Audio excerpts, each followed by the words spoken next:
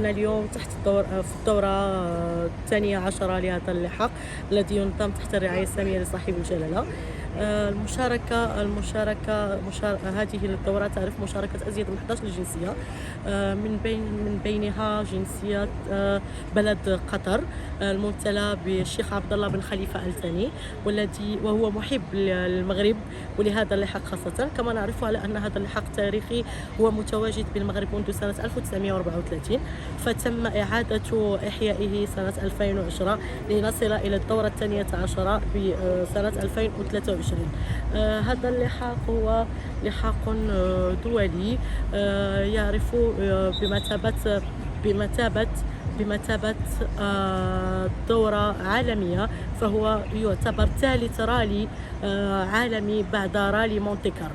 تم بالشكر الجزيل لكل من ساهم في إنجاح هذه الدورة من خاصة تواجدنا اليوم بعملة خنفرة والمجهودات التي قامت بها سواء على المستوى التنظيمي أو المستوى الأمني، فهو شيء جميل، وهذا ما يجعل المشاركين يشعرون باطمئنان كما أنهم في بلدهم، خاصة وأن هنالك حيوية وحياة جديدة بالنسبة لهم، وهم يزورون بلد جميل، بلد يعرف بتضامنه، يعرف بكثير من المزايا وبكثير من الأشياء الجميلة. فمدينة خنيفرة فهي تظل من المدن التي سبق للرالي أن زارها سنة 1934 1975 1980 إلى يومنا هذا، فهي بمثابة تاريخ يحيى سنة 2023. Je suis venu ici sur le Maroc depuis 2009 et on fait le Maroc historique depuis 2010. Le Maroc historique, c'est quoi? C'est une épreuve historique où on revient sur les traces du grand rallye du Maroc des années 60-70.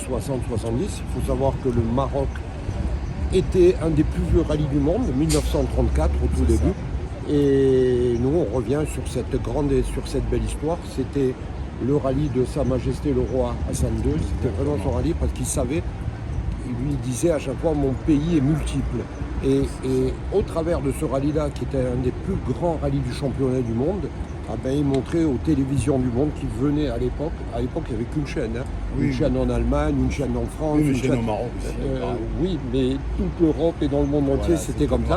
Et ces gens-là venaient là, et quand ils faisaient le rallye, je ne sais pas si vous vous rendez compte, quand ils partaient de Rabat, ils faisaient le Khatouat, après ils descendaient sur Ifran, tout du relief, et après, oui, et quand vous êtes, on va dire Ifran, Kinifra, et que vous allez après sur Sidi Ifni, la vallée d'Igmir et compagnie, évidemment, vous avez plusieurs pays, vous avez 10 paysages différents, et voilà, et c'est ce qu'ils voulaient présenter à l'époque. Voilà. Et le rallye, c'était surtout ça. Le Maroc, c'est l'Europe. Au niveau, vous passez du Maroc à la Mauritanie, vous avez un choc, ou du Maroc... non, le Maroc, c'est... quand vous allez sur une ville comme Rabat, vous arrivez sur Kenifa, c'est des villes... hier, on était sur Ifran. Non, à ce niveau-là, il y a zéro problème, c'est magnifique, avec des paysages à vous faire mal aux yeux, vraiment mal aux yeux. Des couleurs incroyables, un accueil merveilleux. Non, nous on est très très heureux d'être sur les traces de cette grande histoire, parce qu'il ne faut pas oublier que nous, on est simplement sur les traces de cette grande histoire. Les gens qui sont chez nous, ce sont tous des collectionneurs. Les voitures, c'est des voitures qui sont les voitures de l'époque, mais complètement retapées. C'est pour ça que vous avez beaucoup de monde qui travaille dessus. Tous les soirs, il y a la logistique. Et voilà, on va dire qu'une voiture génère 10 personnes, vous voyez. Exactement. Alors tous les soirs, elles sont refaites à neuf. Franchement, c'est une belle histoire. Nous, le Maroc et l'automobile, c'est une grande histoire aussi. C'est extraordinaire, c'est une expression extraordinaire. Les paysages sont magnifiques, les spéciales sont magnifiques, et le peuple marocain est le plus sympa du monde. Ça va très bien, on a la gendarmerie, l'organisation, c'est top, content de ça. Très très content, heureux, ravi. Merci ravi. Et bon courage. Première expérience pour nous, c'est génial. ما تنساوش تشتركوا معنا في جميع صفحاتنا على مواقع التواصل الاجتماعي وتفعلوا زر الجرس باش توصلوا بالجديد ديالنا على رأس كل لحظة.